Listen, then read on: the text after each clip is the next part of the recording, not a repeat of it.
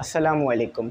तो भाई आज की वीडियो बोर्ड एग्ज़ाम के लिए इम्पॉर्टेंट वीडियो है, क्योंकि आज चैप्टर नंबर 17 को कंप्लीट करेंगे, जो कि है हमारा सेकंड लॉ ऑफ थर्मोडायनेमिक्स। इसमें जो है हमने इस चैप्टर के तमाम एमसीक्यूज़ करने हैं, न्यूमेरिकल्स करने हैं जो बुक के पीछे आपको दिए हुए और चलना है और मैं इस तरह से न्यूमेरिकल कराऊंगा कि अगर आप बोर्ड एग्जाम में भी इस तरह से सोल्यूशन करते हो तो आपको न्यूमेरिकल में 5 आउट ऑफ 5 मिलेंगे। ठीक है। अच्छा, साथ ही साथ शॉर्ट क्वेश्चन आंसर्स कराऊंगा जिसे आप CRQs के बुला रहे हो, और लॉन्ग क्वेश्चन आंसर्स ERQs और डेरिवेशंस भी करा दूंगा और साथ ही साथ डायग्राम्स करा दूंगा। तो इम्पॉर्टेंट वीडियो है, आपने इसे अपने पास नोट डाउन कर लेना है। अच्छा, एक छोटी सी बात मैं बता दूं कि भाई गैस पेपर बन गए हैं तमाम सब्जेक्ट के, जिसकी फ़ीस हमने रखी है 200 रुपये। ठीक है, तमाम सब्जेक्ट की फ़ीस 200 रुपये है, चैप्टर वाइज हैं। इस गैस पेपर से आप बोर्ड एग्ज़ाम की तैयारी कर कर बहुत अच्छे नंबर ले सकते हो। अच्छा, इस गैस पेपर से आप अपने मिड की तैयारी कर सकते हो, फाइनल एग्ज़ाम की, प्रीलिम्स की, कोचिंग की, सारे एग्ज़ाम्स की तैयारी कर सकते हो।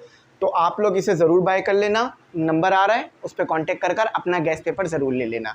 तमाम सब्जेक्टें होंगे, याद रखना 200 रुपये फ़ीस है तमाम सब्जेक्ट की, और PDF में मिलेंगे, आप चाहो तो इसकी हार्ड कॉपी करा लेना।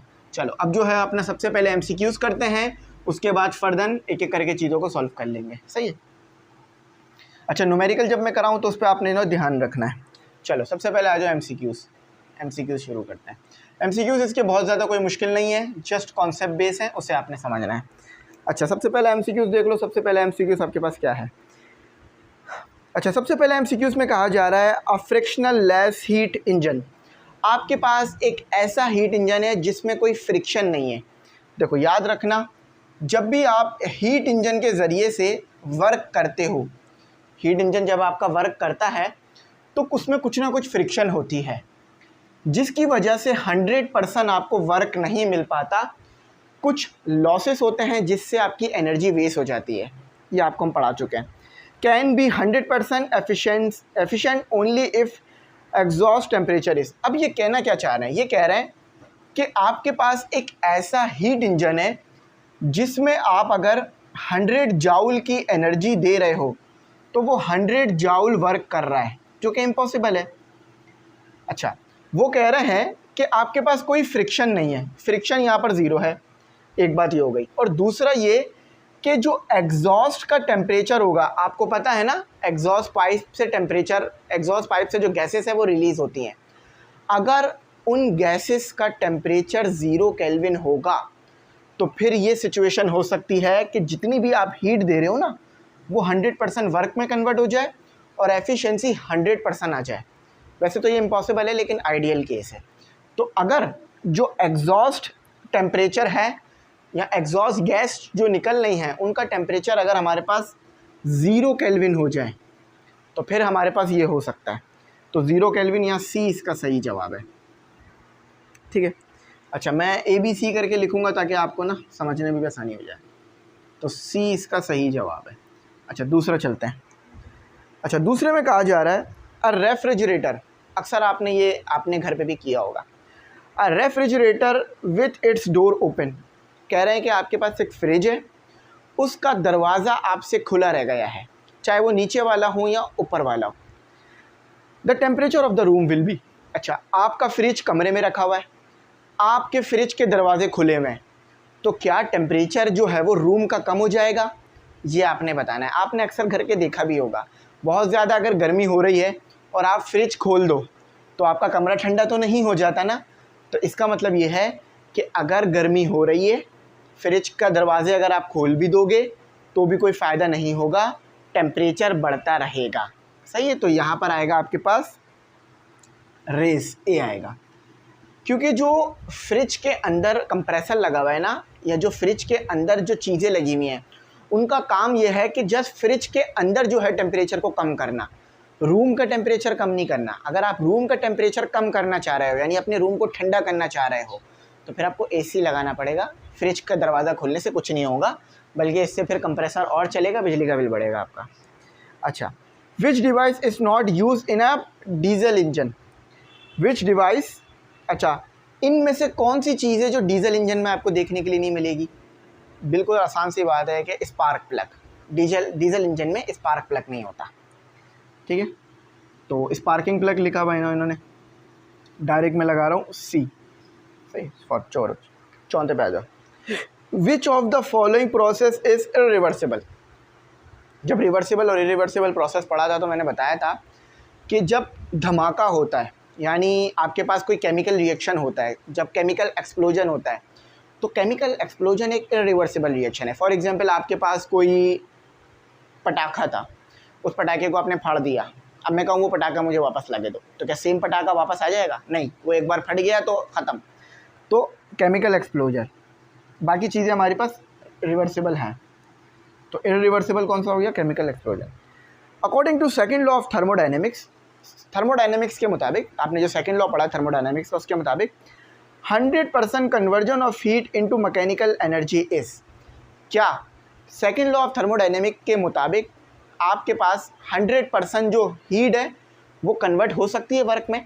तो सेकंड लॉ ऑफ थर्मोडायनेमिक सीधा सीधा ये कह रहा है कि 100% हीट वर्क में कन्वर्ट नहीं होती। इधर समझ लो, अगर आप हीट दे रहे हो 100 जूल की, तो वर्क आपको मिलेगा 30-40 जूल का। ठीक है, मैं जैसे पेट्रोल इंजन या डीजल इंजन की बात कर रहा हूँ। तो यहाँ पर क्या लिखा हुआ है? Not possible. ठीक है, नॉट पॉसिबल हो गया, नॉट पॉसिबल सीधा सीधा लगा दो सी, 5वें का आपके पास सी है। अच्छा, अब छठे पे आ जाओ। The change in entropy is given by, basically आपसे एंट्रोपी का फॉर्मूला मांग रहे हैं। तो एंट्रोपी का फॉर्मूला हमने क्या पढ़ा था कि delta Q upon T equal to delta S. अब देख लो ये चीज़ कहाँ लिखी हुई है, ये ए में लिखी हुई है आपके पास। सही है भाई और बहनों? चलो, the net change in entropy, देखो आप याद रखना एंट्रोपी हमेशा बढ़ती जा रही है। एंट्रोपी जो है वो बढ़ रही है, कभी भी कम नहीं हो रही। एंट्रोपी हमेशा बढ़ रही है, यूनिवर्स की बढ़ रही है। तो अगर कोई चीज़ बढ़ रही है तो अगर आप नेट चेंज निकालोगे तो वो हमेशा इंक्रीज़ निकलेगा। समझ आ गया? लेकिन मज़ा नहीं आ रहा। चलो आओ देखो, फॉर एग्जांपल आपके पास V1 थी 5 मीटर पर सेकेंड, है ना। अब मैंने कहा कोई चीज़ हमेशा बढ़ रही है, तो बढ़ रही है तो क्या मुराद है कि VF 5 से तो ज़्यादा ही आना है। चलो 6 निकाल लो या 7 निकाल लो। अब अगर इन दोनों का हम नेट चेंज निकालें तो क्या करते हैं हम? Delta V is equal to VF minus VI। तो डेल्टा V, तो VF क्या है? 7 माइनस 5। तो नेट चेंज हमेशा क्या आ रहा है? इंक्रीज़ वाला या पॉजिटिव आ रहा है? ज़्यादा आ रहा है, इंक्रीज़ है, यानी इंक्रीज़ हो रहा है चेंज हमेशा। इसी तरह से अगर बढ़ रही है यानी फिर अगले कुछ टाइम बाद देखा तो VF आपके पास 8 हो गई। तो इस तरह से हो रहा है। अगर नेट चेंज, अगर चीज़ में इंक्रीज़ हो रहा है तो नेट चेंज आपके पास हमेशा पॉजिटिव रहेगा। ठीक है, तो ए आ गया पॉजिटिव। अच्छा, अब 7वां कर लेते हैं। 7वां हो गया, बल्कि 8वां करते हैं। The efficiency of diesel engine is, diesel engine की एफिशिएंसी किन से ज़्यादा है? तो याद रखना, हमने पढ़ा था कि डीजल इंजन जो है वो मोर एफिशिएंट है। डीजल इंजन आपके पास मोर एफिशिएंट है पेट्रोल इंजन से। यानी अगर आप पेट्रोल इंजन की एफिशिएंसी निकालोगे तो वो 25 से 30% मिलेगी। अगर डीजल इंजन की एफिशिएंसी निकालोगे तो वो 30 से 40 के दरमियान मिलेगी। तो ग्रेटर देन पेट्रोल इंजन, ए आ गया। Second law of thermodynamics state that, second law of thermodynamics क्या कह रहा है? सेकेंड लॉ ऑफ थर्मोडायनेमिक्स कह रहा है एनर्जी कांट बी कन्वर्टेड, नहीं, एनर्जी कन्वर्ट की जा सकती है, ये तो कह रहा, ये नहीं है। अच्छा, सेकेंड लॉ ऑफ थर्मोडायनेमिक्स आपको ये भी बता रहा है कि सिस्टम की एंट्रोपी हमेशा बढ़ रही है। आखिरी टॉपिक हमने इसी का पढ़ा था। तो सिस्टम की एंट्रोपी हमेशा बढ़ती रहती है। ठीक है, और इसकी रीज़न हमें पता है, तो मैं उसके बहुत डेप्थ में नहीं जा रहा, लेकिन आप इसको जानते हो। अच्छा, कि अगर आप हीट किसी चीज़ को दे रहे हो तो उसमें मॉलिक्यूलर डिसऑर्डर बढ़ता जा रहा है। तो अगर डिसऑर्डर बढ़ रहा है तो एंट्रोपी हमेशा बढ़ेगी। अच्छा, the process violate the second law of thermodynamics. इन चारों में से कौन सी ऐसा प्रोसेस दिया हुआ है जो सेकेंड लॉ ऑफ थर्मोडायनेमिक के मुताबिक रॉन्ग है? तो रॉन्ग क्या है कि आप कोल्ड बॉडी से हॉट बॉडी में हीट को ट्रांसफ़र नहीं कर सकते बगैर वर्क कराए। ठीक है, वर्क कराओगे तो ठीक है, लेकिन अगर वर्क कराए बगैर कर रहे हो, फॉर एग्जांपल समझो बात को, ये आपके पास एक कोल्ड बॉडी है, ये आपके पास एक हॉट बॉडी है। हीट हमेशा हॉट बॉडी से कोल्ड में आएगी, सही है। अगर कोल्ड से हॉट में ले जाना चाह रहे हो तो वर्क कराना पड़ेगा, लेकिन यहाँ पर वर्क का लफ्ज़ नहीं है। तो अगर आप कोल्ड से हॉट में टेम्परेचर ले जा रहे हो, यानी कोल्ड बॉडी से हीट जो है वो हॉट बॉडी में जा रही है, तो ये इम्पॉसिबल है। जब तक वर्क नहीं कराओगे तब तक इम्पॉसिबल है, वर्क करा लोगे तो पॉसिबल है। तो यहाँ पर सिर्फ इन्होंने ये कहा है कि heat flowing from cold to hot. अब देखो यहाँ वर्क का लफ्ज़ इस्तेमाल नहीं किया, तो ये गलत बात है, ये डी हो गया आपका। चलो अब चेक कर लेते हैं सही क्या है गलत क्या है। C A C D C A D D. चलो हो गए ना भाई, कॉन्सेप्ट भी समझ में आ गए, मज़ा भी आ गया। चलो अब आ जाओ आगे चलते हैं। सी आर क्यूज़ करते हैं, फिर ई आर क्यूज़ करते हैं। सी आर क्यूज़ ऐसे कराऊंगा कि आपका टाइम भी सेफ हो जाए, ठीक है, और फिर हम न्यूमेरिकल की तरफ भी चले जाएं। न्यूमेरिकल में थोड़े आपको ज़्यादा अच्छी तरह से समझाऊंगा डायग्राम बना के, तो उसको समझने की अच्छी तरह से कोशिश करना, ठीक है।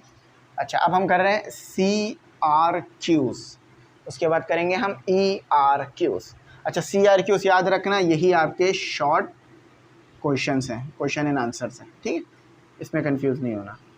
पहला करते हैं। अच्छा पहला कह रहा है what are some factor that affect the efficiency of automobile engine.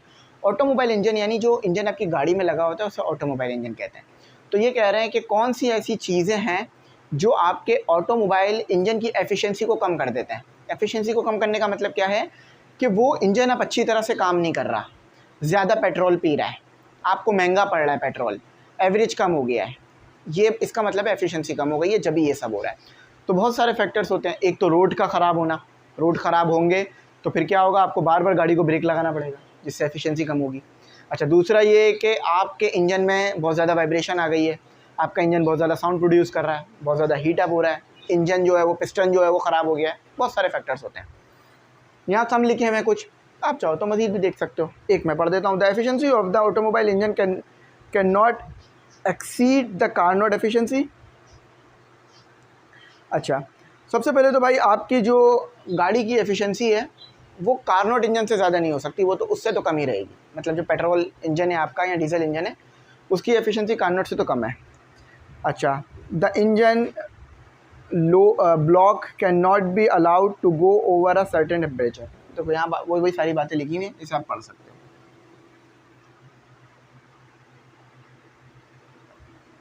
अच्छा दूसरा सवाल है व्हाट हैपन, क्या होता है to the temperature of a room in which air conditioner is left running on table in the middle of the room. तो ये कह रहे हैं कि आपके कमरे में ना समझो एयर कंडीशनर लगा हुआ है, अगर वो चलता रह जाए तो फिर क्या होगा, ये आपने बताना है सिंपल अल्फाजों में। What happen to the temperature of the room is in which an air conditioner is left running, यानी एयर कंडीशनर चलता हुआ छूट जाए। तो देखो यहाँ लिखा हुआ है the temperature of the room increase as heat absorbed from the room by the air conditioner is expelled in the same room। तो देखो अगर आपके घर में एयर कंडीशनर लगा हुआ है और आप उसे चलता हुआ छोड़ दोगे, सिंपल है भाई, कमरा ठंडा होना शुरू हो जाएगा बहुत ज़्यादा, और एक लिमिट क्रॉस हो जाएगी ठंडा होते होते। सही है, चलो अब आगे चलते हैं, तीसरा करते हैं। अच्छा तीसरा ये अंडर व्हाट कंडीशन, ये आपसे कुछ कंडीशन मांग रहे हैं। Can heat be added to the system without changing its temperature. एक कौन सी ऐसी कंडीशन है जिसमें आप सिस्टम में हीट तो डाल दो मगर टेम्परेचर ना बढ़े। तो ये आइसोथर्मल प्रोसेस होता है, ठीक है। आइसोथर्मल एक्सपेंशन हमने पढ़ा था ना कार्नोट इंजन में, कि आइसोथर्मल एक्सपेंशन में क्या होता है कि सिस्टम में हीट तो जा रही होती है मगर टेम्परेचर नहीं बढ़ता। सही, तो ये याद रखना। देखो यहाँ वर्ड लिखा हुआ भी है, heat can be given to a substance without rising the temperature when a substance is changing in physical state. अच्छा इसको इन्होंने मज़ीद आसान करके बता दिया है कि अगर सिस्टम की फ़िज़िकल स्टेट चेंज हो रही है तो भी टेम्परेचर नहीं बढ़ता। फॉर एग्ज़ाम्पल आपको पता है कि आपके पास 0 डिग्री सेल्सियस पर पानी, बर्फ़ जो है वो पानी बनना शुरू हो जाता है ना। देखो इधर समझो, ये आपके पास एक बर्फ़ का क्यूब है, ये 0 डिग्री सेल्सियस पर आ गया है। अब जब तक ये पूरा बर्फ़ पानी नहीं बन जाता ना, इसका टेम्परेचर 0 डिग्री सेल्सियस रहेगा। ये भी एक इसकी बहुत अच्छी एग्जाम्पल है कि भाई अगर स्टेट चेंज हो रही है ना तो टेम्परेचर कांस्टेंट हो जाता है। चलो चौथा करते हैं। इज इट्स पॉसिबल, क्या ये मुमकिन है to cool a room by keeping the refrigerator open, door open. ये आप अपने घर में एक्सपेरिमेंट करके भी देख सकते हो, लेकिन करना मत, हो सकता है शायद आपको डांट पड़े। ये पॉसिबल नहीं है। कहा यह जा रहा है कि क्या ये पॉसिबल है कि अगर आप अपने कमरे में या अपने घर के अंदर रेफ्रिजरेटर को खोल दो और उसके खोलने की वजह से आपका कमरा ठंडा हो जाए, यानी उसमें से एयर निकल के बाहर आने लग जाए और कमरा ठंडा हो जाए। तो ये पॉसिबल नहीं है, क्योंकि रेफ्रिजरेटर में जो कंप्रेसर है बहुत छोटा लगा होता है और उसको इस काम के लिए बनाया भी नहीं गया। उसको बस इसी काम के लिए बनाया गया है कि सिर्फ वो छोटी सी जगह को काम कर सके, छोटी सी जगह में काम कर सके, जो उसका फ्रीज़र होता है। तो अगर आप रेफ्रिजरेटर को 10 घंटे भी खुला छोड़ दो ना, यानी उसके डोर को खुला छोड़ दो, तो भी आपका कमरा ठंडा नहीं होने वाला, ठीक है, बल्कि आपका रेफ्रिजरेटर फिर ख़राब होने लग जाएगा। No, keeping a refrigerator door open can not effectively cool a close room, ठीक है। अच्छा, पांचवा सवाल देखो, when does the entropy of system decrease. अच्छा, एंट्रोपी ऑफ सिस्टम कब कम होती है? देखो फॉर एग्जांपल एंट्रोपी कब कम होती है ये पूछ रहे हैं। तो देखो जब हीट आप रिजेक्ट कराते हो ना सिस्टम से, तो एंट्रोपी कम हो जाती है। इधर आओ, बात समझो ये आपके पास एक बॉक्स, ये एक सिलेंडर है, ठीक है। अब इस सिलेंडर का टेम्परेचर था 100 सेल्सियस। 100 सेल्सियस है तो इसका क्या मतलब है? मॉलिक्यूल्स बहुत ज़्यादा रैंडम मोशन कर रहे होंगे, डिसऑर्डरनेस बहुत ज़्यादा होगी, एंट्रोपी ज़्यादा होगी, है ना। एंट्रोपी यही बताती है ना। टेम्परेचर कम कर हमने कर दिया 10 डिग्री सेल्सियस। अब इसमें से टेम्परेचर कम हुआ है तो किसी और चीज़ में टेम्परेचर बढ़ा होगा। जब इसका टेम्परेचर आप कम करोगे ना, तो आप एंट्रोपी कम हो जाएगी और मॉलिक्यूल्स का मोशन कम हो जाए, हल्का हो जाएगा, डिसऑर्डरनेस कम हो जाएगी, याद रखना। The entropy of system decrease only when it's interact with some other system whose entropy increase in the process। मैंने अभी आपको ये बात कर भी दी थी कि देखो अगर इसकी एंट्रोपी कम हो रही है ना, तो इसकी जो हीट जिस सिस्टम में जा रही है, जो 90 सेल्सियस होगी, उस सिस्टम की एंट्रोपी बढ़ जाएगी। बात समझे? इसकी एंट्रोपी कम करने का तरीका ये है कि इसकी हीट को किसी और को देकर उसकी एंट्रोपी बढ़ा दो। तो अब आ जाओ, पांचवा हो गया हमारा, छठा करते हैं। छठा कहते हैं, इज इट पॉसिबल, क्या ये मुमकिन है, according to the second law of thermodynamic, second law of thermodynamic के मुताबिक, to construct an engine that is free from thermal pollution. कह रहे हैं क्या ये मुमकिन है कि हम कोई ऐसा इंजन बना लें जिसमें कोई भी थर्मल पोल्यूशन ना हो, यानी आपकी हीट ज़ाया ना हो रहा। बेसिकली ये कह लो, पोल्यूशन मतलब हीट ज़ाया हो रही होती है तो ही पोल्यूशन होता है। तो ये पॉसिबल नहीं है। हीट और पोल्यूशन का मतलब एक ये भी होता है कि एग्जॉस्ट गैस का निकलना। आपको पता है जब आप अपना पेट्रोल जलाते हो तो साइलेंसर से धुआं निकलता है काला। वो क्यों निकलता है? क्योंकि अंदर पेट्रोल जल रहा है या डीजल जल रहा है इंजन के अंदर, जिससे कुछ ऐसी गैसेस बन रही हैं जो यूज़फुल नहीं है, तो उसे हमने फिर एयर में निकालना होता है, एयर में छोड़ देते हैं हम उसे। तो ये पॉसिबल नहीं है कि आप ऐसा इंजन बना लो कि जिसमें कोई जो है ना पोल्यूशन ही ना हो, सेकेंड लॉ ऑफ थर्मोडायनेमिक्स के मुताबिक। जब भी आप अपना इंजन चालू करोगे कुछ ना कुछ आपका लॉस होगा या कुछ ना कुछ पोल्यूशन तो होगा पैदा। क्यों? क्योंकि 100% एनर्जी यूज़ नहीं हो रही ना वर्क में, वेस्ट भी हो रहा है बहुत सारा। अच्छा, can heat be completely convert to work? Not possible. Heat को वर्क में कम्प्लीटली कन्वर्ट नहीं किया जा सकता। कार्नोट इंजन में भी नहीं किया जा सकता, उसमें भी मैक्सिमम तो है, हमारा 100% वहाँ भी नहीं है।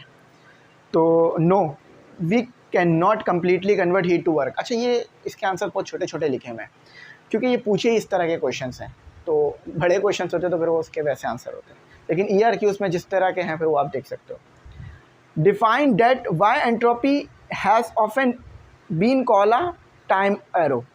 अच्छा, एंट्रोपी को टाइम एरो क्यों कहा जा रहा है? देखो जैसे जैसे वक्त बढ़ रहा है ना, एंट्रोपी भी बढ़ रही है। फॉर एग्जाम्पल, जैसे जैसे आपके पास समझो ये एक्स एक्सिस पे टाइम है, जैसे जैसे टाइम बढ़ रहा है वैसे वैसे एंट्रोपी भी सिस्टम्स की या यूनिवर्स की बढ़ रही है, कम नहीं हो रही। इसीलिए इसे टाइम एरो भी कह रहे होते हैं। Entropy is often called the time arrows because as the direction in which natural process occur. तो ये इससे भी समझ सकते हो कि भाई जैसे जैसे टाइम बढ़ रहा है नेचुरल प्रोसेसेस ज़्यादा हो रहे हैं और एंट्रोपी बढ़ रही है। चलो 7-8 क्वेश्चन हो गए। अब ERQs करते हैं। अच्छा, ERQs आपके लॉन्ग क्वेश्चंस होते हैं जो कि आप पहले से ही जानते हो, और 1 से स्टार्ट लेते हैं। Give the 2 statements of the second law of thermodynamics. बहुत आसान क्वेश्चन है, ज़्यादा एक्सप्लेन करने की ज़रूरत नहीं है। सेकेंड लॉ ऑफ थर्मोडायनेमिक्स की दो स्टेटमेंट मांग रहे हैं, जिसमें से एक स्टेटमेंट आपके पास जो है वो केल्विन स्टेटमेंट है, दूसरी स्टेटमेंट आपके पास क्लॉसियस स्टेटमेंट है। ठीक है, केल्विन स्टेटमेंट में क्या है कि जब भी आप अपना हीट को वर्क में कन्वर्ट करोगे, यानी हीट के ज़रिए से वर्क करोगे, तो कुछ ना कुछ लॉस होगा, सही। और दूसरी क्या है कि अगर आपको कोल्ड बॉडी से हॉट बॉडी में टेम्परेचर कोल्ड बॉडी से हॉट बॉडी में हीट को ट्रांसफ़र करना है, वर्क करना पड़ेगा। ठीक है, ये लिखा हुआ भी है, केल्विन स्टेटमेंट, क्लॉसियस स्टेटमेंट। चलो उसके आगे भी सवाल कहा गया, elaborate the concept of entropy, entropy का कॉन्सेप्ट बताओ। तो वो भी यहाँ लिखा हुआ है कि एंट्रोपी वक्त के साथ साथ बढ़ रही है, मॉलिक्यूलर डिसऑर्डर है, और एंट्रोपी हमें बताती है वो एनर्जी जो यूज़फुल नहीं है वर्क के लिए। And state the second law of thermodynamics in term of its concept, और इसके कॉन्सेप्ट के मुताबिक आपने सेकंड लॉ ऑफ थर्मोडायनेमिक्स भी राइट करना है। तो पूरा का पूरा यहाँ पर ये इसी तरह लिखा हुआ है, आपने जस्ट एंट्रोपी सारी चीज़ों को नोट डाउन करना है और समझ लेना है। अच्छा, अब क्वेश्चन नंबर 2। बहुत ज़्यादा डिटेल में मैं इसलिए नहीं जा रहा क्योंकि मैं सारे टॉपिक आपको ऑलरेडी समझा चुका होता हूँ, आपको पहले से भी पता होते हैं, बस रिवीजन कराकर आंसर दे देता हूँ ताकि आपका भी टाइम से पूछे। Explain the working of heat engine, heat engine की वर्किंग बताओ। बहुत सिंपल वर्किंग है। And also drive the formula for its efficiency, efficiency का फार्मूला भी ड्राइव करना है, पेपर में भी इसी तरह आता है। फॉर एग्जांपल देखो, ये कोल्ड बॉडी है, सॉरी ये हॉट बॉडी है, ये वर्क हो रहा है, ये कोल्ड बॉडी है। हीट इंजन में क्या होता है, आपके पास हीट होती है, हॉट बॉडी होती है, हॉट बॉडी से हीट आपकी ट्रांसफ़र हो रही होती है कहाँ पर, कोल्ड बॉडी में। कोल्ड बॉडी का टेम्परेचर Q2 होता है। डिफरेंस निकालना है कितना वर्क हुआ, तो आपका वर्क जो है अगर आप निकालना चाहते हो तो Q1 माइनस Q2 कर दो, आपका वर्क आ जाता है।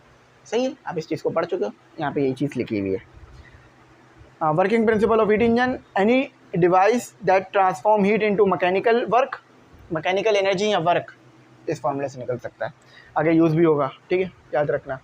इस call heat engine, the essential of a heat engine are the furnace और हॉट बॉडी। हीट इंजन का सबसे बेसिक कंपोनेंट क्या है, ये हॉट बॉडी। अगर ये हॉट बॉडी नहीं होगी तो आपका हीट इंजन वर्क करेगा ही नहीं। डायग्राम बना लेना जैसी बात करी थी मैंने।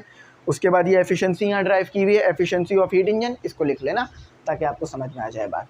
सही है, चलो आगे चलें, यहाँ यहीं पर रुकें? नहीं सर, आगे भी पढ़ाएं, चलो आगे पढ़ाते हैं। अच्छा, describe the concept of reversible and irreversible process. देखो, रिवर्सिबल और इरिवर्सिबल प्रोसेस बताओ। रिवर्सिबल प्रोसेस वो जो कि वापस आ सके।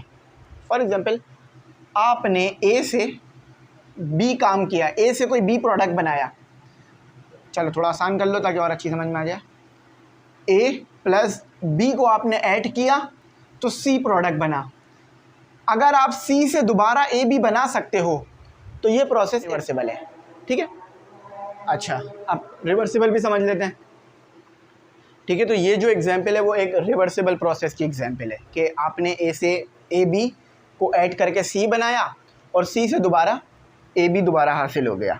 लेकिन अगर आप सिर्फ ए बी को ऐड करके सी बना सकते हो, सी से दोबारा ए बी नहीं बना सकते, तो ये एक इरिवर्सिबल प्रोसेस हो गया। ठीक है, इसको याद रखना। तो फिज़िक्स में भी ये होता है। फॉर एग्जांपल, आपके पास जो है आपने हीट ट्रांसफ़र की। ठीक है, फॉर एग्जांपल ये देखो, अब रिवर्सिबल प्रोसेस की एग्जांपल क्या है, आपने हीट जो है वो सिस्टम को दी, सिस्टम को हीट दी तो सिस्टम ने वर्क करा। अब आपकी कुछ ज़ाया हो गई एनर्जी, कुछ एनर्जी ज़ाया हो गई, तो अब अगर आप दोबारा वर्क कर भी लो तो उतनी हीट दोबारा नहीं पैदा कर सकते जितने आपने हीट से वर्क किया था। सही है, तो जो ज़ाया हो गई अब वो ख़त्म, वो जा चुकी है। अच्छा, अब रिवर्सिबल प्रोसेस की एग्जांपल क्या है, कार्नोट इंजन रिवर्सिबल प्रोसेस की एक बहुत अच्छी एग्जांपल है। कार्नोट इंजन में आपके पास रिवर्सिबल प्रोसेस हो जाता है, यानी आप ए बी सी पे जाते हो, फिर दोबारा डी पे जाते हो, फिर दोबारा ए पर आ जाते हो। सही है, तो इसको देख लीजिएगा। चलो अब हम जो है अपना आगे पढ़ते हैं। तो रिवर्सिबल प्रोसेस लिखा हुआ है, उसके बाद फिर इरिवर्सिबल प्रोसेस लिखा हुआ है, और एग्जाम्पल में हमने isothermal expansion, isothermal compression, adiabatic expansion, adiabatic compression यहाँ लिखा हुआ है। सही, तो इसको देख लेंगे। अच्छा, तो ये सब पढ़ लीजिएगा। अच्छा, अब आ जाओ कार्नोट इंजन के ऊपर बात करते हैं, उसको भी देख लेते हैं। आइडिया मैंने समझा दिया है, यही चीज़ जो सब इंग्लिश में लिखी हुई है, तो टाइम सेव करने के लिए मैं इंग्लिश को ज़्यादा रीड नहीं कर रहा। What is Carnot engine, Carnot engine क्या है ये आप बता दो। सबसे पहले यही बताना कार्नोट इंजन में कि कार्नोट इंजन एक ऐसा इंजन है जिसकी एफिशिएंसी हर इंजन के मुकाबले में सबसे ज़्यादा होती है, मैक्सिमम एफिशिएंसी पे रखता है ये इंजन। इसमें 4 प्रोसेस होते हैं, आइसोथर्मल कंप्रेशन, आइसोथर्मल एक्सपेंशन, फिर आपके पास जो है वो एडियाबैटिक एक्सपेंशन, फिर जो है वो आपके पास आइसोथर्मल कंप्रेशन, फिर एडियाबैटिक कंप्रेशन। ठीक है, ये 4 प्रोसेस होते हैं। अच्छा, तो ये सारे प्रोसेसेस भी इसके हमने लिख दिए 4, तो वो चारों लिखे हुए हैं A1 2 3 करके ना। अब आगे पूछते हैं, give the operation of Carnot cycle. Carnot cycle आपने बताने कैसे होते हैं, ये 4 प्रोसेस बताने आपने, जो मैंने अभी बताया, नाम लिए। Ensure that the efficiency of even this engine is less than. अच्छा, एफिशिएंसी बतानी है कार्नोट इंजन की, और ये भी कह रहे हैं कि इस कार्नोट इंजन की एफिशिएंसी भी लेस देन 100% है, वो भी आपको बताना है। तो ये सारी चीज़ें यहाँ लिखी हुई हैं, इसको आप देख सकते हो और ड्राइव कर सकते हो। अच्छा, ये हमारा क्वेश्चन 4 था जिस पे हम काम कर रहे थे। 5 पे चलते हैं, ठीक है। अच्छा, अब हमारे पास जो सवाल है, हमारा सवाल है डिस्क्राइब द रेफ्रिजरेटर। रेफ्रिजरेटर क्या होता है ये बता दो। देखो, हम रेफ्रिजरेटर को बहुत डिटेल में पढ़ चुके हैं कि रेफ्रिजरेटर में कंप्रेसर होता है, कंडेंसर होता है, वॉल्व होता है, ड्रायर होता है और इवेपोरेटर होता है, और उसकी सारी वर्किंग तो यहाँ पे वो जस्ट लिखा हुआ है। और COP कोएफिशिएंट ऑफ परफॉर्मेंस भी आपने बताना है रेफ्रिजरेटर का, ठीक है। Describe that refrigerator is a heat engine operating in reverse as that of an ideal heat engine and find its efficiency. तो यहाँ रेफ्रिजरेटर के बारे में डिटेल में पूछ रहे हैं, थोड़ा सा पढ़ लेते हैं। Refrigerator is reverse heat engine, refrigerator एक रिवर्स हीट इंजन है, ये बता रहे हैं। एफिशिएंसी ऑफ रेफ्रिजरेटर जिसे हम कहते हैं COP, न्यूमेरिकल में भी अभी यूज़ होगा ये हमारे पास। अच्छा, 5वां हो गया, अब छठा करते हैं। अच्छा, छठा क्या है? Explain that change in entropy is positive. आपने ये बताना है कि एंट्रोपी का चेंज पॉजिटिव क्यों आता है, नेगेटिव क्यों नहीं जाता, कम क्यों नहीं होता। When heat is added and negative when heat is removed from the system. अच्छा, entropy increase, positive change in entropy when heat is added to a system, the energy of the molecules within the system increase. This increase in energy cause the molecules to move more vigorously। देखो भाई, जब आप system में heat को add कर रहे हो ना, तो उस सिस्टम में हीट जाने की वजह से मॉलिक्यूल्स का जो वेलोसिटी है वो बढ़ रही है, मॉलिक्यूल्स की एनर्जी बढ़ रही है, जिससे उनका डिसऑर्डर बढ़ रहा है, तो एंट्रोपी बढ़ रही है आपके पास, ठीक है मेरे भाई और बहनों। अच्छा, बाकी एंट्रोपी डिक्रीज़ का भी लिखा हुआ है। और अब क्वेश्चन नंबर 7, काफ़ी क्वेश्चन है, न्यूमेरिकल्स भी काफ़ी है। Explain that increase in entropy mean degradation of energy. ये बताओ कि जब एंट्रोपी बढ़ती है तो क्या एनर्जी कम हो रही होती है। तो बिल्कुल हमने ये चीज़ देखी थी। बेसिकली जो मैंने एक छोटी सी आपको डेरिवेशन कराई थी ना, वही यहाँ पर आपने करनी है। तो इस टॉपिक को आप जाके पूरा देख सकते हो। आप लिखना एंट्रोपी MEE इंग्लिश सेंटर, आपको पूरी वीडियो मिल जाएगी जिसमें मैंने ये डेरिवेशन आपको एज इट इज़ कराई है, तो इसको आप वहाँ देख सकते हो। चलो, अब ये हमारे हो गए। ज़्यादा मैंने टाइम नहीं लिया क्वेश्चन आंसर्स पे, क्योंकि असल आपका मकसद मुझे पता है न्यूमेरिकल्स होंगे, तो उसी की तरफ मैं आपको ले चलता हूँ जल्दी से जल्दी, ताकि आप लोग भी फिर जो है रिलैक्स हो जाओ। अच्छा, इसको भी मिटा देते। हमारे पास आई थिंक 7-8 न्यूमेरिकल है, लेकिन बहुत आसान है। आई थिंक आप इसको खुद भी जो है वो एक बार देख सकते हो। अच्छा, चलो न्यूमेरिकल करते हैं। अक्सर क्या होता है भाई, देखो पढ़ाने के दौरान आप लोगों की कॉल आ रही होती है, तो वो जो कॉलें आ रही होती है वो मुझे इस पर मिल रही होती हैं। तो अगर मैं कॉल नहीं उठा पा रहा या आप लोगों को रिप्लाई नहीं कर पा रहा, तो इसका मतलब ये या तो मैं अपना पढ़ रहा हूँ या तो मैं पढ़ा रहा हूँ, और दूसरा तो मैं कुछ और कर नहीं रहा हूँ आजकल। तो इसका टेंशन नहीं लिया करो, सही है। और अल्लाह का शुक्र है, मुझे ये सब करने में बहुत मज़ा आता है, तो दिल खुश होता है कि भाई पढ़ रहे हैं, पढ़ा रहे हैं, तो दिल से करता हूँ मैं ये काम, सही है। न्यूमेरिकल, अच्छा न्यूमेरिकल नंबर 1 कर लेते हैं, फिर आगे चलेंगे। अच्छा, गिवन डेटा लिख लो, इसी तरह से करना जैसे मैं कर रहा हूँ, और फिर 2 फाइंड कर लेना। हो सका तो मैं छोटी सी डायग्राम भी ड्रॉ करूँगा, जिससे कॉन्सेप्ट और अच्छा डेवलप हो जाएगा।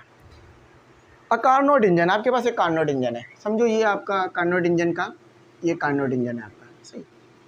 अब आप बोलोगे सर इंजन ऐसा तो नहीं होता, तो हीट नीचे से मिल रही है ना बेटा, और ये आपका पिस्टन है, ये ऊपर मूव कर रहा है। अच्छा, कार्नोट इंजन टेक्स, आपका कार्नोट इंजन जो है वो 2000 joule of heat from a reservoir. आपका कार्नोट इंजन जो है वो हीट लेता है, कितने की? 2000 जाउल की। तो पहली चीज़ क्या मिल गई हमें? हीट मिल गई। अब अभी आगे जाके डिसाइड करते हैं ये हीट Q1 है या Q2 है, लेकिन यहाँ भी पता चल रहा है कि ये Q1 है क्योंकि ये सिस्टम में जा रही है, तो इसको हम यहाँ भी Q1 कह के बुला सकते हैं या Q भी कह सकते हो, सिंपल, टेंशन नहीं लेना। तो कितनी है? 2000 जाउल हो गई बात। फ्रॉम अ रेजर्वायर एट, अच्छा आपका रेजर्वायर है, मतलब आपका जो टेम्परेचर है वो T1 है, वो है आपके पास 500 केल्विन। अच्छा, इनमें न्यूमेरिकल में ना एक चीज़ याद रख लेना, ज़्यादा टेम्परेचर T1, जो जिस टेम्परेचर की वैल्यू ज़्यादा है, कंफ्यूज हो रहे हो कि T1 है या T2, तो उसको T1 ही रखना। टेम्परेचर अगर ज़्यादा है तो T1, टेम्परेचर अगर कम है तो T2, हीट अगर ज़्यादा है तो T1, हीट अगर कम है तो हीट अगर ज़्यादा है तो Q1, हीट अगर कम है तो Q2। ये चीज़ तो याद रखने वाली है, लेकिन इसके पीछे का कॉन्सेप्ट भी आपको पता है। अच्छा, आपका वर्क होता है, हीट जा रही है सिस्टम में तो वर्क तो होना है ना। And describe some heat at some heat to the reservoir at, और कुछ हीट जो है वो आपकी जो है वो दूसरे रिजर्वॉयर में होती है, T2 पे होती है, जो कि है टेम्परेचर दिया हुआ है बेसिकली है आपको ना। ये हो गया आपका सही। How much heat is discard, कितनी हीट जो है वो आपकी ज़ाया हुई, आपने ये बताना है। देखो टेम्परेचर का डिफरेंस नहीं बताना, हीट बतानी है आपको, हीट। अच्छा, जो हीट आपकी सिस्टम से ज़ाया हो जाती है उसको हम क्या कहते हैं, Q2। ठीक है, Q2 कह रहे होते हैं, तो ये Q2 आपने बताना है। How much heat is discarded, how much work, कितना वर्क हुआ, ये भी भाइयों ने बताना है। देखो पिस्टन ऊपर मूव करेगा तो वर्क होगा, ये भी आपने बताना है। और एफिशिएंसी क्या है ये भी आपने बताना है। अच्छा, अब आ जाओ पता करते हैं। सबसे पहले पता कर लेते हैं एफिशिएंसी, क्योंकि वो आसान है। हमारे पास दो टेम्परेचर मौजूद है, हम डायरेक्ट एफिशिएंसी निकाल सकते हैं। अच्छा, केल्विन में मौजूद है तो हमें सेल्सियस में ले जाने की कोई टेंशन भी नहीं है, तो हम डायरेक्ट अपना आंसर निकाल सकते हैं। अच्छा, तो एफिशिएंसी निकाल लेते हैं पहले।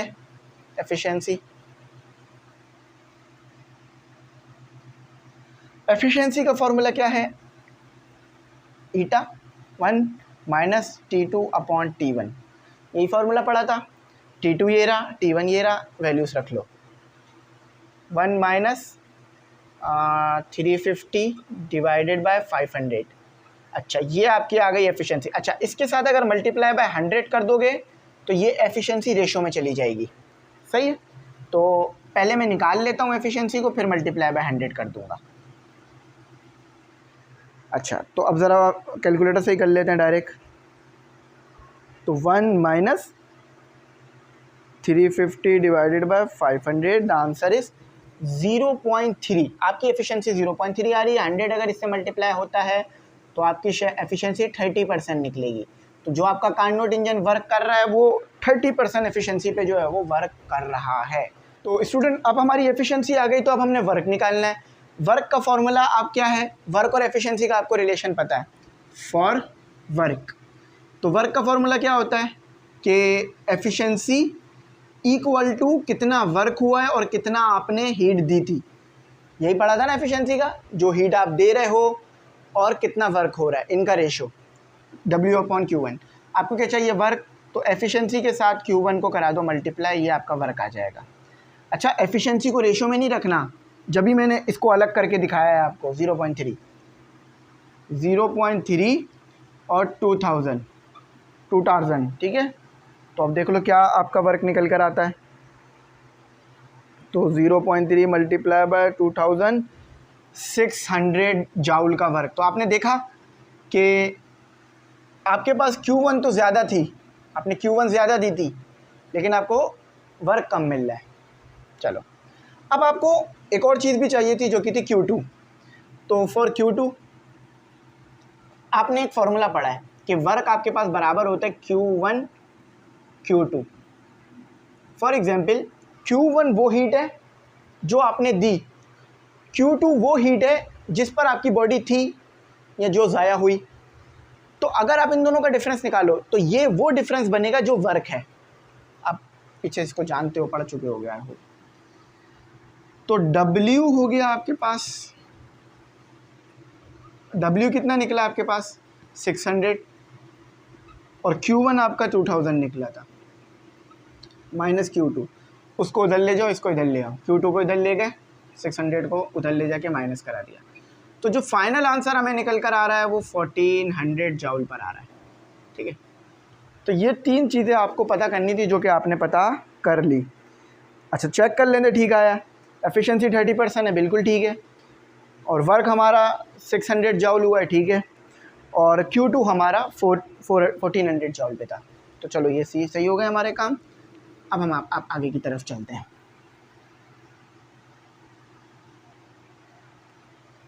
चलो, न्यूमेरिकल नंबर 1 आसान तो था, लेकिन थोड़ा सा बड़ा था। अच्छा, न्यूमेरिकल नंबर 2 हो गई हमारा।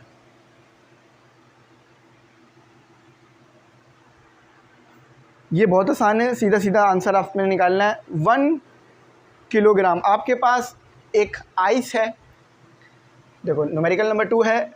1 किलोग्राम आइस, आपके पास आइस है जो कि 1 किलोग्राम है, तो मास लिख लो जो कि आपके पास कितनी है 1 किलोग्राम। अगर 1 किलोग्राम मैं लिखूँ तो 1 kg, बेसिकली 1 kg की बात हो रही है। टेम्परेचर कितना दिया हुआ है आपको T, जो कि है आपके पास 0 सेल्सियस। मैंने बताया था ना आइस का यानी बर्फ़ का टेम्परेचर 0 सेल्सियस होता है। अब आइस आपकी मेल्ट हो रही है, आइस जब आपकी मेल्ट होगी, फॉर एग्जांपल ये आपके पास बर्फ़ है, टेम्परेचर 0 सेल्सियस है, आइस मेल्ट होकर क्या बनाएगी, ये आइस है आपके पास, सब बच्चों को पता है आइस मेल्ट होकर वाटर बननी है, वाटर बननी है ना। अच्छा, जब तक आइस वाटर नहीं बन जाती टेम्परेचर आपके पास 0 सेल्सियस ही रहना है, वो नहीं बढ़ना। ठीक है, ये बात समझ आ गई। छोटी सी डायग्राम में ड्रॉ कर लेना। अच्छा, मैंने बताया ना आइस जब तक वाटर नहीं बन जाती टेम्परेचर 0 सेल्सियस ही रहना है, वाटर बन जाएगा तो फिर टेम्परेचर बढ़ना शुरू हो जाएगा। Compute it's change in entropy, आपने एंट्रोपी का चेंज बताना है। क्या बताना है आपने, एंट्रोपी में जो चेंज आ रहा है वो आपने बताना है। अच्छा, तो ये आ गया डेल्टा एस, आपको कैलकुलेट करके दिखाना है। अच्छा, अभी आपके पास टेम्परेचर किस में है, सेल्सियस में। सेल्सियस में रख के कैलकुलेशन नहीं करेंगे, केल्विन में रखते हैं। 273 को ऐड कर देंगे तो 0 सेल्सियस का मतलब 0 केल्विन नहीं होता, 0 केल्विन एक बहुत ही अलग चीज़ है। तो 0 सेल्सियस का मतलब होता है 273 केल्विन। अच्छा, अब एंट्रोपी का फॉर्मूला देख लो, जो कि आपके पास होता है delta S is equal to delta Q upon T. चलो, टेम्परेचर तो भाइयों के पास है, व्हाट अबाउट डेल्टा क्यू, या क्यू कह लो। तो डेल्टा क्यू मुझे निकालना है। फॉर डेल्टा क्यू के लिए एक फॉर्मूला यूज़ होगा, latent heat of fusion. Latent heat of fusion का मतलब जब आपका जो है वो फेस चेंज हो रहा हो, फेस चेंज यानी बर्फ़ यानी आपकी आइस वाटर बन रही है, उस वक्त हीट निकालने का फॉर्मूला ये होता है। तो जब भी आपको मास दिया हुआ था, अगर आप ये सोच रहे हो मास यूज़ नहीं होना, तो मास यूज़ होना था भाई, सही है। अच्छा देखो, ये बना गया।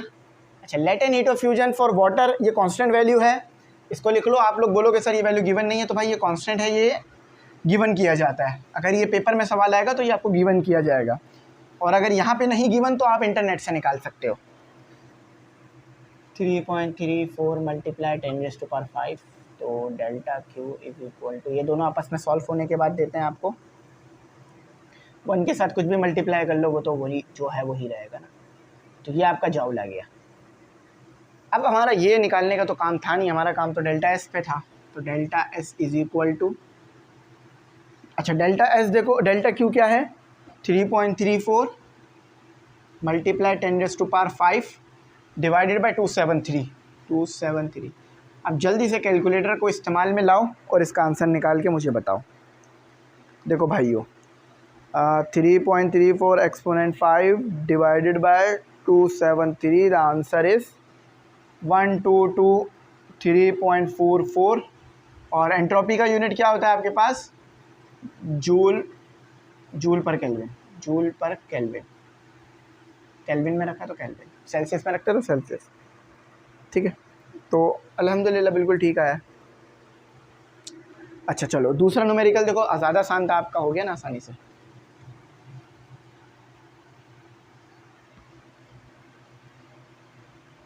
अक्सर आपको डेटा इतना ही दिया जाता है कि जितना आपका न्यूमेरिकल आराम से हो जाए। एक दो चीज़ें नहीं पता तो वो आप दूसरे फार्मूलों की मदद से निकाल लेते हो। न्यूमेरिकल नंबर 3, न्यूमेरिकल चल रहा है, उसे पढ़ो। कह रहे हैं इन अ हाई प्रेशर स्टीम, देखो अब टरबाइन आपने देखी ही है, मुझे बनाने की ज़रूरत तो नहीं है।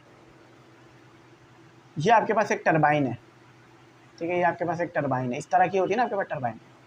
अब ये टरबाइन खुद तो नहीं घूमेगी, आपको पीछे से लाके डालनी पड़ेगी टरबाइन के अंदर स्टीम। स्टीम पता है ना क्या होती है, जब आप पानी को बॉयल करते हो तो स्टीम निकलती है। ठीक है, ये आपके पास वाटर है, इसको अगर आप हीट दोगे वाटर को तो ये स्टीम में कन्वर्ट हो जाएगी, बेसिक स्टीम आपकी। अच्छा, तो हाई प्रेशर भी है, बेशक टेम्परेचर ज़्यादा तो प्रेशर भी ज़्यादा होगा। The steam is heated, steam को हीट किया जाता है कितने पर, 600 सेल्सियस पर। अब देखो इसको 600 सेल्सियस, अब आपने सेल्सियस में नहीं रखना, आपने केल्विन में ले जाना, तो यहीं ले जाओ, तो ये आपका केल्विन हो जाएगा, तो ये हो जाएगा 873 केल्विन। ठीक है, चलो। एंड एग्जॉस्ट यानी जो बाहर ज़ाया हो रही है, जो हीट आपकी ज़ाया हो रही है या जो स्टीम ज़ाया हो रही है उसकी टेम्परेचर की बात कर रहे हैं। अच्छा, जो आपके पास टेम्परेचर, जो हीट ज़ाया हो रही है उसका टेम्परेचर कितना है आपके पास, T2, या जो स्टीम ज़ाया हो रही है उसका टेम्परेचर कह लो, ठीक है, जो कि 90 सेल्सियस है। अब मैंने शुरू में भी आपको ये बात बताई थी, देखो T1 ज़्यादा टेम्परेचर, T2 कम टेम्परेचर, इसको भी ज़रा सेल्सियस में रख लो, 273, तो ये क्या आ जाएगा आपके पास, 2 और नहीं बल्कि 363 केल्विन। ठीक है, 363 केल्विन आ गया।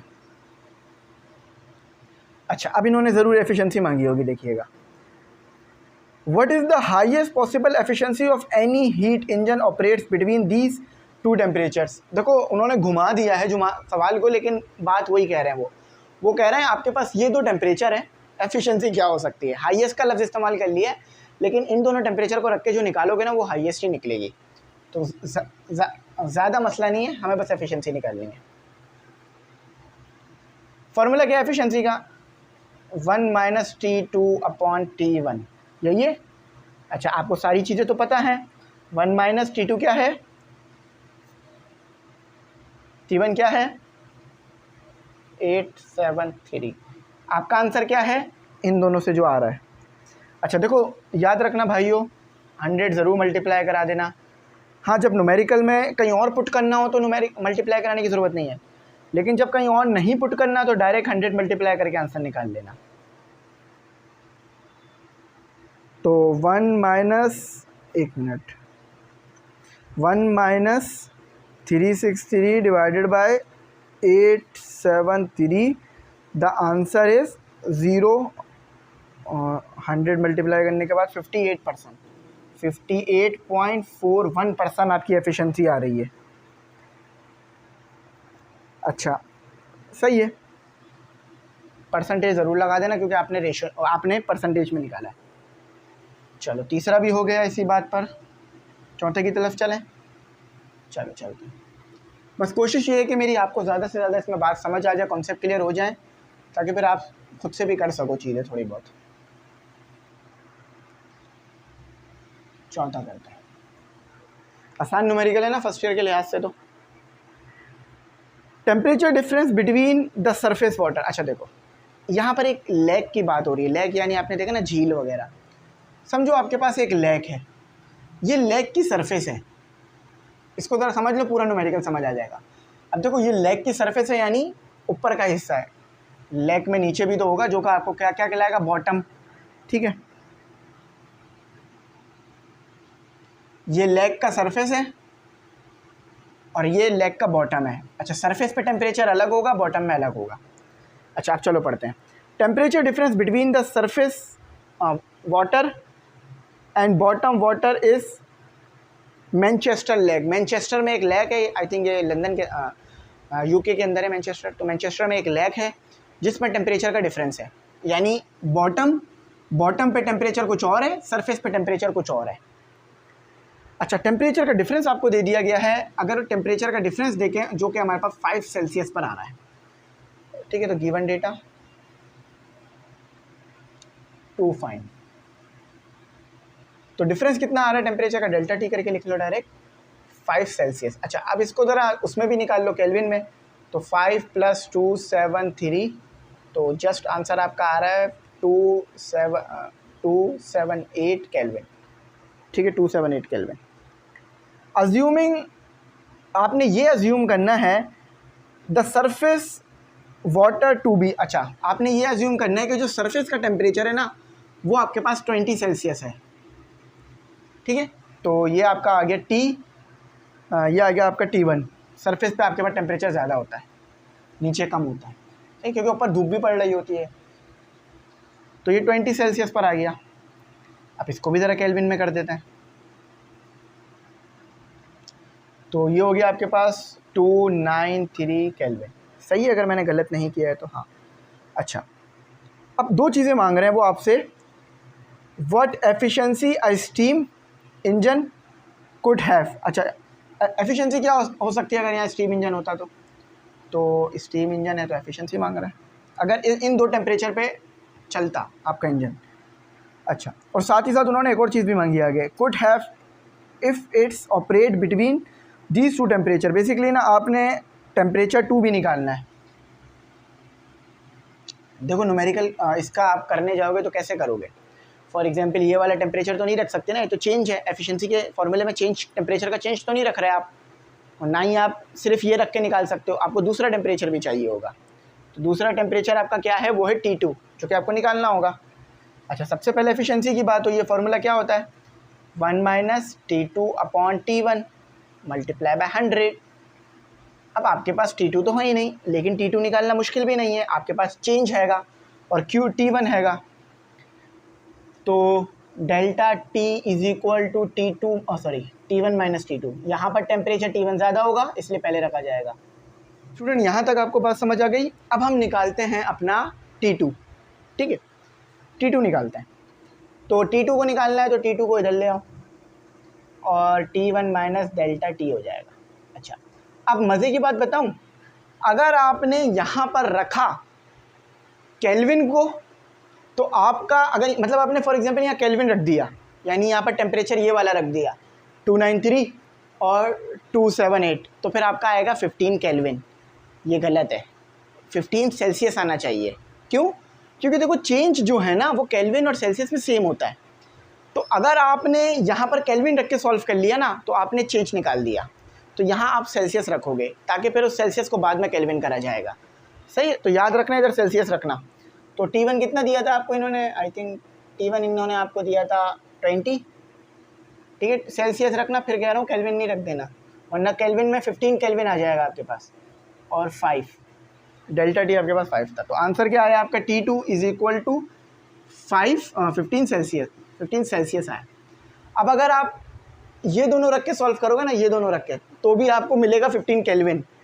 तो क्योंकि आपको पता है ना चेंज केल्विन में निकालो सेल्सियस में तो वो सेम आता है, तो इसीलिए हम सेल्सियस में रखेंगे फिर हम जाकर केल्विन में ले जाएंगे। 273 तो 15 + 273, बस इस चीज़ को दिमाग में रखना। 288 T2 आ चुका है, T1 ऑलरेडी था। अब आपसे एफिशिएंसी निकाल लोगे फॉर, तो ये क्या आ गया आपके पास 1 - T2 क्या है 288 डिवाइडेड बाय 293 और मल्टीप्लाई जस्ट 100 कर लेना। दिस इज आवर आंसर, ठीक है। तो 1 - divided by 288 divided by 293, the answer is, अच्छा काफ़ी कम आ रही है, 1.70% आ रही है, क्योंकि देखो ये वैल्यूज़ काफ़ी करीब है ना, इसलिए। और आया सही है, आया गलत नहीं है, ठीक है। अगर राउंड ऑफ कर दोगे तो ये 1 हो जाएगा, पीछे वाली वैल्यूज़ भी हैं। तो यहाँ तक आई होप समझ में आ गया होगा। बस ये याद रखना, मैं फिर कह रहा हूँ इस जगह पर केल्विन में ही रखना। अगर केल्विन में रखा तो ये 15 केल्विन आ जाएगा, जबकि हमें सेल्सियस चाहिए। इसमें चेंज सेम होने की वजह से ऐसा हो रहा है। चेंज अगर आप केल्विन में निकालोगे या चेंज आप सेल्सियस में निकालोगे वो सेम आता है, तो वो आपको चेंज बता देगा केल्विन और सेल्सियस का। चलो 5वां करते हैं, छोटा ही आए थे। अच्छा, अब ये वाला समझना ज़रा, ये डायग्राम भी मिटा देता हूँ। Heat engine work, heat engine आपका वर्क कर रहा है। देखो ये आपके पास एक हीट इंजन है, मैं हीट इंजन को इस तरह बना रहा हूँ ताकि आपको समझ में आ जाए। वैसे तो वो कॉम्प्लेक्स होता है, लेकिन आसान करने के लिए आपके पास ये एक हीट इंजन है, ठीक है। हीट इंजन ये वर्क कर रहा है। अच्छा, अब वर्क रेट पर हो रहा है, यानी यहाँ पर ये पावर दिया हुआ है बेसिकली। तो जो ये वर्क कर रहा है वो किस रेट पे कर रहा है, वो आपके पास है 500 किलोवाट।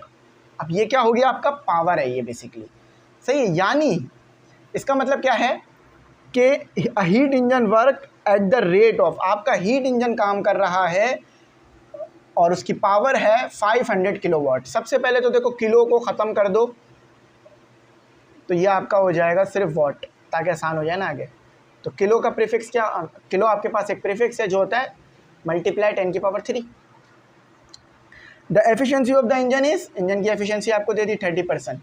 याद रखना कैलकुलेशन में परसेंटेज में रख के आप कैलकुलेशन नहीं करोगे, कैलकुलेशन आप करते हो परसेंटेज से ख़त्म कर कर। तो इसको क्या करना पड़ेगा हमें, 100% ख़त्म करनी है तो 100 से डिवाइड, तो ये आ गया 0.3, सही है, ये आपका आ गया। Calculate the loss of heat per hour, 1 घंटे में कितनी हीट ज़ाया हो रही है आपने ये बतानी है, Q2 बताना। अब मुश्किल तो ये नहीं है मगर आपको बात समझनी होगी। अब मेरे पास क्या नहीं है, Q2 नहीं है। अब मुझे Q2 निकालना है तो मुझे पहले चाहिए होगा W, मुझे चाहिए होगा Q1, मुझे 2-3 चीज़ें चाहिए होंगी Q2 निकालने के लिए। तो चलो उस तरफ काम को चलता है।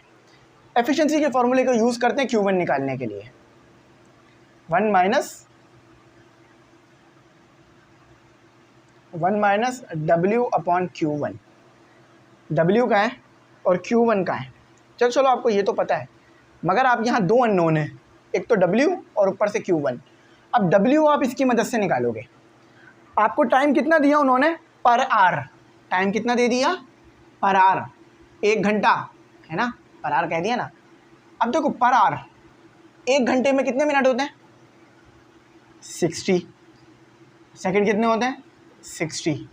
तो अब आपका जो काम है मिनट से वो सेकंडों में, घंटों से जो है सेकंड में चला जाएगा, या मिनट से सेकंड में आ जाएगा। तो 3600 सेकंड हो गया, सही है। अब W निकालना कोई मुश्किल काम तो नहीं है ना बच्चों के लिए। फॉर W आप सबको पावर का फॉर्मूला पता है, W/T, तो PT =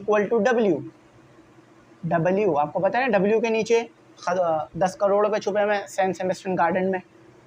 अच्छा P क्या है, 500 × 10⁻³ T क्या है, 3000। इनको ज़रा कर लो सॉल्व कैलकुलेटर की मदद से, मैं भी कर लेता हूँ। 5003 × 300। The answer is, scientific notation में अगर करके लिखूँ तो जो मेरे पास वर्क आ रहा है वो आ रहा है 1.8 × 10⁻⁹ जाउल। ठीक है, देखो जाउल में क्यों आ गया, क्योंकि मैंने किलो ख़त्म कर दिया था, वॉट में ले आया था, सही है। और सेकंड आपको पता है कि जूल वॉट सेकंड जूल के बराबर होता है, आपको ये बात भी पता है। अच्छा अब हमारा एक मसला तो हल हो गया, W आ गया। अब हम निकाल लेंगे फॉर Q1, इस फॉर्मूले में, इस इक्वेशन में डाल के पुट इन 1 फॉर Q1। चलो वर्डिंग नहीं लिखते हैं, फॉर Q1 के लिए बोल देते बस। इधर एफिशिएंसी कितनी निकली, 0.3, फॉर्मूला लिख देता हूँ ताकि बच्चों को याद रह जाए। W Q1 चाहिए क्या, W, तो Q1 आ गया, सॉरी थोड़ा सही करा लो, Q1 आ गया और W और N आ गया, सही। Q1 क्या है, W क्या निकाला, 1.8 × 10⁻⁹ डिवाइडेड बाय 0.3, देखो 0.3 था ना, ये लिखा हुआ। तो Q1 तो आपका आ गया। और अब यहाँ आप काम कर लेना फॉर Q2 के लिए। अब इसको कैलकुलेट करते हैं, 1.8 exponent 9 divided by 0.3, the answer is 6 × 10⁻9 joule आ गया, सही है। अब बस क्या चाहिए, Q2 चाहिए। अच्छा Q1 और Q2 का रिलेशन क्या पढ़ा था कि W = Q1 - Q2, यही पढ़ाया था ना। अच्छा आपको क्या चाहिए, Q2 चाहिए ना, तो Q1 - W, तो Q2 की वैल्यू और Q1 की वैल्यू क्या निकाली, 6 × 10⁻9 माइनस और 1.6 1.8 बल्कि 1.8 × 10⁻9, टेंशन नहीं लेना, आंसर पॉजिटिव आएगा।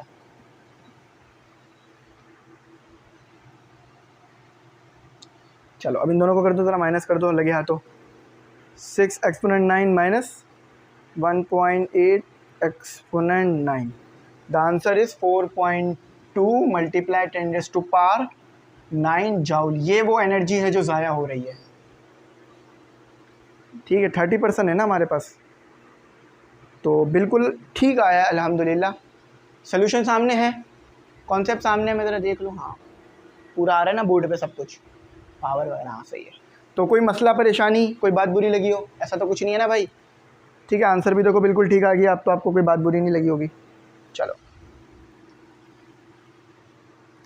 एक मसला पता क्या आ रहा है, ये जो मेरे माइक है ना, ये मेरे पाँव में नीचे आ जा रहा है, ऐसा ना हो ख़राब ना हो जाए कहीं।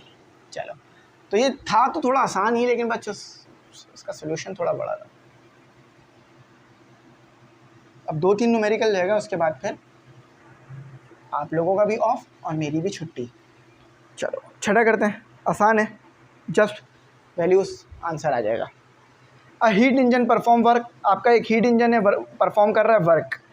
अच्छा, वर्क परफॉर्म कर रहा है, लेकिन दी हुई पावर, और यूनिट से भी पता चल रहा है 0.4166 वाट इन 1 आवर। 1 आवर दिया हुआ है तो एनी टाइम आपको मिल गया। 1 × 60, तो ये आपके पास क्या आ गया, 3600 सेकेंड, जो कि आपका किस में चला गया, सेकेंडों में। आर में दिया हुआ था, मैंने सेकेंड कर दिया। रिजेक्ट, मैंने बताया था ना, रिजेक्ट का मतलब क्या है, Q2, और अभी पीछे निकाला भी तो था इसी पर। Of heat of the sink, sink इतनी ज़ाया हो रही है, हीट इंजन जो काम कर रहा है ना, उसमें से इतनी एनर्जी ज़ाया हो रही है। What is the efficiency of engine, efficiency बता नहीं चाहिए, पहले फॉर्मूला लिख लो, फिर बात करेंगे क्या है क्या नहीं है। फॉर्मूला क्या होता है एफिशिएंसी का, ये एक्स क्यों बन रहा है, एन 1 माइनस, अगर पावर उसकी फॉर्म में लिख रहे हो टेम्परेचर में तो वो अलग होता है, Q2/Q1। मुझे चाहिए ये परसेंटेज में, तो इसलिए मैं इसके साथ 100 मल्टीप्लाई करूँ। Q2 तो है, जस्ट Q1 के लिए आप काम करेंगे तो आपके पास क्या निकलेगा, मतलब वर्क निकालना पड़ेगा आपको। यहाँ पे पहले आपको निकालना क्या, फॉर Q1 निकालना है अपना। अब कोई फॉर्मूला याद आ रहा है जो Q1 निकालने के लिए हम लगा सकते हैं? बिल्कुल सर याद आ रहा है, W = Q1 - Q2। अब मसले की बात, यहाँ W भी नहीं पता, तो चलो W निकाल लेते हैं पहले, फॉर W। तो W के लिए क्या फॉर्मूला यूज़ कर सकते हैं हम, पावर = W/T, बहुत बेसिक फॉर्मूला है। तो PT = W, तो W आपका क्या आएगा, P क्या है आपके पास, 0.4166 और मल्टीप्लाई बाय 3600, तो ये आपका वर्क आ गया।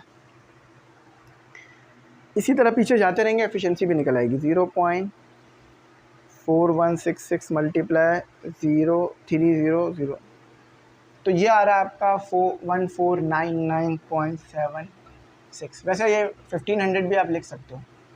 ये पहली चीज़ आ गई। अब इधर पुट करके आप Q1 निकाल लोगे, और Q1 अगेन लिख रहा हूँ मैं। फॉर्मूला क्या लगेगा, W = Q1 - Q2। चाहिए क्या, Q1 चाहिए ना, Q2 तो हैगा, तो Q1 W + Q2। सही किया या गलत किया है, देखो Q2 यहाँ क्या था, माइनस, वहाँ के प्लस होना है। तो W क्या निकाला, 1499.76 प्लस, और Q2 कितना निकाला था, मतलब Q2 में तो गिवन था ना, तो ये आपका Q1 आ गया। तो 1499.76 plus 4500, the answer is almost 600 है और 6000 है, मगर मेरा 6000 बन नहीं रहा, इसलिए मैं इसको ना राउंड ऑफ कर नहीं रहा, वरना फिर ऐसा ना हो ना आगे आंसर में मसला कर जाए।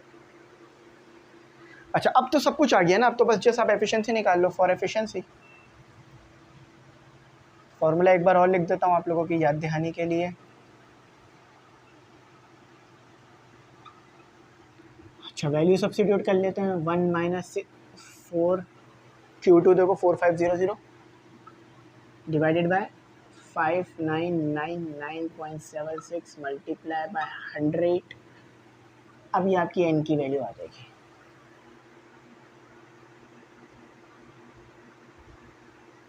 मल्टीप्लाई करिएगा, ठीक है।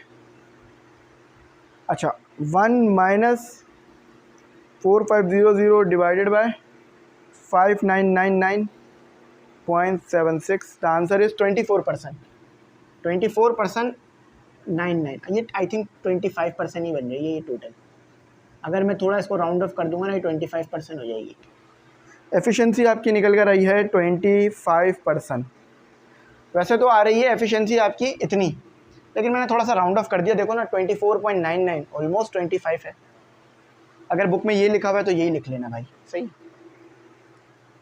और ना अक्सर बच्चे कंफ्यूज हो जाते हैं ना, सर आपने ये क्या कर रहे हैं। चलो ये तीसरा, ये आई थिंक छठा था ना, हाँ 7वां करते हैं। अच्छा, अब हमारा जो है बड़ा आसान सा एक और न्यूमेरिकल भी है। न्यूमेरिकल आसान है, बस टाइम लेता है थोड़ा थोड़ा। कहने वाले कहते हैं अ कार्नोट इंजन, मैं बना नहीं रहा लेकिन आपको पता है कार्नोट इंजन क्या होता है, कैसा दिखता है, you already know about it. A Carnot engine operates between the temperature. Carnot engine काम कर रहा है टेम्परेचर के दरमियान। दो टेम्परेचर दिए हुए हैं। अब देखो उन्होंने आपको बताया नहीं है कौन सा टेम्परेचर T1 है T2, लेकिन जो मैंने बात करी थी कि जो T1 वाला है वो ज़्यादा वाला टेम्परेचर होगा, उसको याद रख लो, उससे भी समझ सकते हो। और जो T2 वाला टेम्परेचर है वो कम वाला होगा। इन दो टेम्परेचर के डिफरेंस के दरमियान कार्नोट इंजन काम कर रहा है। The engine perform work, engine work भी करेगा भाई, इंजन है तो वर्क तो करना है ना। मुख्तलिफ चीज़ें मांगेंगे वो आपसे, और टाइम उन्होंने दे दिया। अच्छा, अब उन्होंने नीचे आपसे चीज़ें मांगना शुरू कर दी हैं। वो ए में कह रहे हैं कि भाइयों एफिशिएंसी बताना, एफिशिएंसी बताना। बी में आपसे कहते हैं पावर बताना, टाइम जब ही दिया था पावर बताने के लिए। सी में आपसे कहते हैं how much energy is extract as heat from the high, कितनी जो है वो हाई टेम्परेचर से हीट जा रही है ये बताना। और Q2 और Q1 बताना, बेसिकली ये कह रहा है। ठीक है, अच्छा चलो सोल्यूशन करते हैं। अब ऐसे ही बहुत आसान है, सारी चीज़ आपको गिवन है। एफिशिएंसी निकालनी है तो उसके लिए तो फॉर्मूला है 1 - T2/T1 डिवाइडेड मल्टीप्लाई बाय 100। बात समझ आई मेरी? चलो देखिए, मेरे लिए आप लोग दुआ करिएगा, इसलिए कि मैं भी इतना देर खड़ा होता हूँ ना, तो कभी कभार ये हो जाता है मैं भी बड़ा थक जाता हूँ। तो अगर आप लोग दुआ करेंगे तो जो मामला चल रहे हैं अगर वो जल्दी ठीक हो जाएंगे ना, तो फिर ये है कि मैं आपके लिए और ज़्यादा खड़ा हो सकूँगा और अच्छी तरह पढ़ा सकूँगा। ठीक है, क्योंकि मुझे पता है अभी जो बच्चे वीडियो देख रहे हैं ना, ख़ास तौर पे वीडियो का ये पार्ट, वो तो ऐसे स्टूडेंट हैं जो कि अमूमन वीडियोस पूरी देखते हैं और सपोर्ट करते हैं इंग्लिश सेंटर को, तो इसलिए ख़ास तौर पे आप लोगों को बोल रहा हूँ।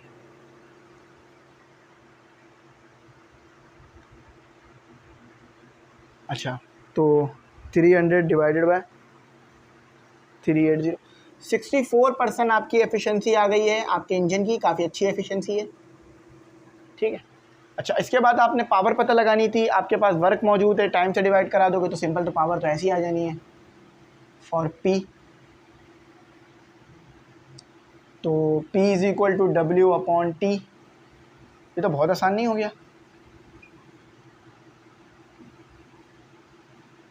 अच्छा, तो 1200 divided by 0.25, the answer is, power काफ़ी इसकी आ रही है, काफ़ी कम टाइम में ट्रांसफ़र हो रहा है ना, इसलिए वाट। ठीक है, वाट को मैंने शॉर्ट में लिख दिया। अच्छा, अब इतना सब आने के बाद एक दो चीज़ें और पता लगा लीजिए, एक दो चीज़ें और पता लगा लीजिए। Q1 और Q2 पता लगा लीजिए। तो Q1 के लिए आपको काम करना, पहले फॉर Q1 कर लो काम, Q1 आसान है निकालना। तो Q1 कैसे निकलेगा, W/ ये फार्मूला है ना एफिशिएंसी का दूसरा, 3 फार्मूले पढ़ा है बेसिकली, तो ये सबसे पहले यही फार्मूला पढ़ा था। एफिशिएंसी कितनी निकली है 64.70, और एक मिनट ज़रा, Q1 को पहले यहाँ ले आओ, अब N को नीचे ले जाओ। W क्या निकाला था हमने, W गिवन था 1200, और एफिशिएंसी 64.70% समथिंग दिया गया। अब आप फाइनल आंसर निकालो, 1200 divided by 64.70, the answer is 18.54 joule. ये आपका टेम्परेचर आ गया, ये आपकी हीट आ गई हॉट बॉडी के लिए। अच्छा 1 मिनट, हाँ 1 मिनट, एक हमसे गलती हो रही है। देखा, मैं आपको बहुत देर से ये चीज़ पढ़ा रहा था, देखो यहाँ मैंने गलती कर दी। मैंने एफिशिएंसी रख दी किसके अंदर, परसेंटेज के अंदर, जब ये इतनी कम आ रही है, इतनी कम थोड़ी ना आनी है। चलो इसको करेक्ट करते हैं। अब परसेंटेज से क्या करना है, आपने एफिशिएंसी रखनी है परसेंटेज में नहीं रखनी है, आपने एफिशिएंसी रखनी है विदाउट परसेंटेज, तो अब सही हो जाएगा। अगर इस तरह की कभी गलती हो जाए तो आपको समझ में आ जानी चाहिए बात। मैं देखो बार बार मैंने ये चीज़ बोली कि एफिशिएंसी परसेंटेज में ना रखिएगा, लेकिन मैंने खुद रख दी तो गलती हो गई। अब इसको ठीक कर लेते हैं, 1864.71, अब सही है 1854, और अब अल्हम्दुलिल्लाह ठीक भी आई है। अच्छा अगर मैं इसे राउंड ऑफ कर दूं तो ये राउंड ऑफ होकर ये नहीं हो जाएगी 1855 जूल, राउंड ऑफ होकर, दोनों सही है, दोनों में से कोई भी लिखो, नंबर पूरे आएंगे। अच्छा अब हम काम करेंगे फॉर Q2। क्या पढ़ाया था, Q1 माइनस Q2। W आपको चाहिए क्या, Q2, तो Q1 माइनस W। Q1 क्या निकाला था, 1855 माइनस 1200, जस्ट दोनों को माइनस करो और अपनी जो है वो जो हीट ज़ाया हो रही है वो निकाल लो। 1855 minus 1200, the answer is 655 joule. देखा सही आ गया ना, तो ये हमारा इसका आंसर था। अच्छा इसके बाद वाला तो बड़ा ही छोटा सा न्यूमेरिकल है, बाकी तो ये सही है, मैच कर लेते हैं, सही है ना, सही। चलो अच्छा अब हम अपना आगे चलते हैं।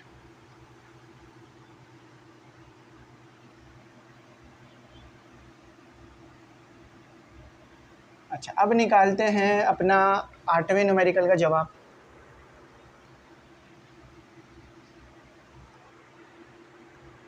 कहने वाले कहते हैं आपके पास एक कार्नोट इंजन है जो ऑब्जॉर्व कर रहा है, याद रखना ये किलो में दिया हुआ है आपको। ऑब्जॉर्व का मतलब Q1 हीट इंजन में जा रही है तो ऑब्जॉर्व हो गई ना, तो 52 किलो जूल, किलो में ना रखिएगा, जूल में रखिएगा। 52 मल्टीप्लाई 10⁻³ ये जूल हो गया आपका, सही है। अच्छा एंड और हीट जो ज़ाया हो रही है इंजन से वो हो रही है 36 kilo joule.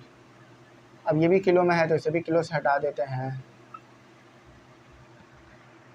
As heat is each cycle calculate. अच्छा आपने क्या कैलकुलेट करनी है, आपने एफिशिएंसी कैलकुलेट करनी है, आपने करना वर्क डन पर साइकिल।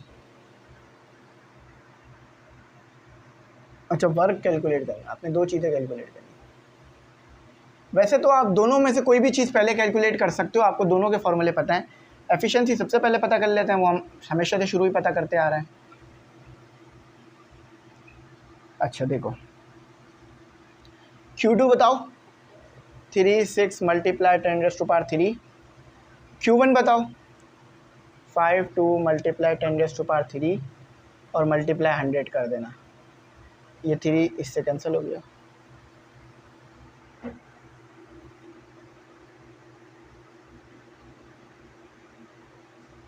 अच्छा देखो रुको, देखो 1 minus 36 divided by 52, the answer is 30%। Efficiency जो निकल कर आई है वो 30% के करीब आ रही है। डायरेक्ट मैं परसेंटेज में लिख रहा हूँ, चाहो तो पहले डेसिमल में लिख लो फिर परसेंटेज, सही है, ठीक आ रही है 30.76%। वर्क के लिए, फॉर वर्क के लिए काम करूँ तो मैं, आपको पता है Q1 माइनस Q2, Q1 कितना निकला था, जूल भी रखना ठीक है, और Q1 कितना, Q2 कितना निकला था 36।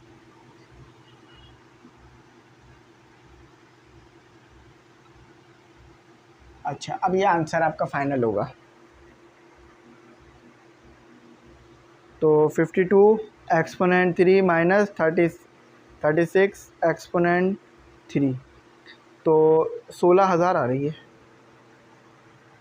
ठीक आ रहा है। देखो 16,000 ठीक तो है, लेकिन अगर मैं इसे जाउल में लिखना चाहूँ तो कोई मुझे रोक तो सकता नहीं है। ठीक है, 16,000 आ रही है या हाँ 16,000 आ रही है। वो 1600 था, अब 16,000। अच्छा, मुझे इसे जाउल में लिखना है तो मैं क्या करूँगा, इसे डिवाइड करा दूंगा 1000 से।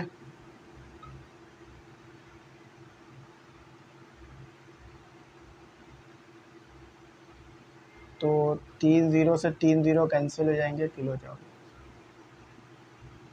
ठीक है, सही है। तो अगर मैं इसे जाउल में लिखना चाहूँ तो मैं इसका प्रीफिक्स कर सकता हूँ। ठीक है, तो ये किलो जाउल हो गया। सही है। आई होप अच्छा समझ में आ गया हो आप लोगों को। काफ़ी कोशिश करी है मैंने यहाँ पर आप लोगों के लिए। बाकी देखो, हर चीज़ में कमी पेशी रह जाती है, तो हो सकता है इस लेक्चर में भी कुछ चीज़ें ऐसी हों जो अच्छी समझ ना आई हो, कमी रह गई हो।